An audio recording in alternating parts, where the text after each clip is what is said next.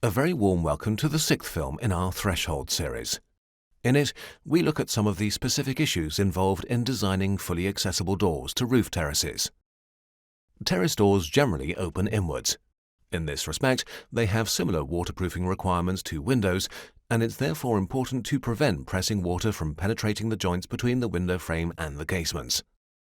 Unlike windows, however, fully accessible doors have no sill or stop at the threshold against which to close. Another complication is that terrace doors often lack the protection provided by a roof or other canopy. In our Zwenkow workshop, for example, we decided to forego a projecting roof and so had to find another solution to deal with the problem of heavy rain and a westerly wind. There are, however, other effective methods for reducing the amount of water that can build up.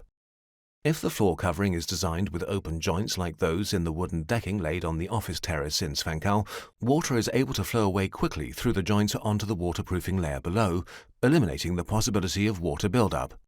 If open joints are not desirable because of the risk of mobile phones falling through the planks of the decking, for example, then other design options are available. As you know, a full sloping away from the door is always helpful and can offer an effective way of removing water quickly from the door here too. It's also possible to position a drainage gutter immediately in front of the terrace door, just as you would for a front door. The insulation in the terrace structure precludes the use of a slotted channel, and so an open gutter covered with a metal grating is the usual solution. The water that collects in the gutter runs into the water-bearing drainage level in the flat roof structure that we will be discussing in our next series of films. To ensure that they remain watertight during heavy rain, terrace doors are often double waterproofed. In this solution, two sealing strips, positioned one behind the other, press against a fully accessible stainless steel threshold as soon as the door is closed. It goes without saying that the insulating material and damp-proof layers also need to follow the simplest course possible where terrace doors are fitted. The damp-proof layer works together with the double seal threshold, which has an insulating core that forms a low thermal bridging transition between the flat roof insulation and the door itself.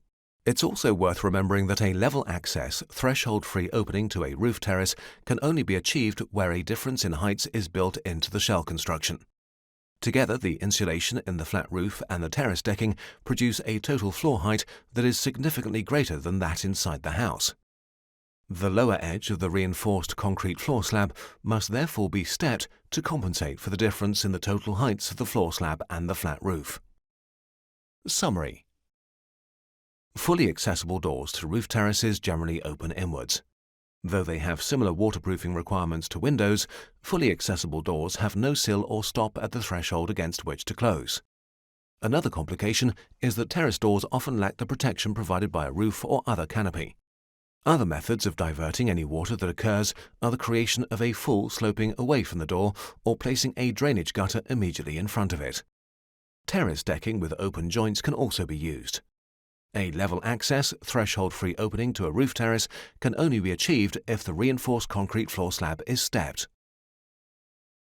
Our next series of films deals with the topic of roof waterproofing. We hope you will be able to join us.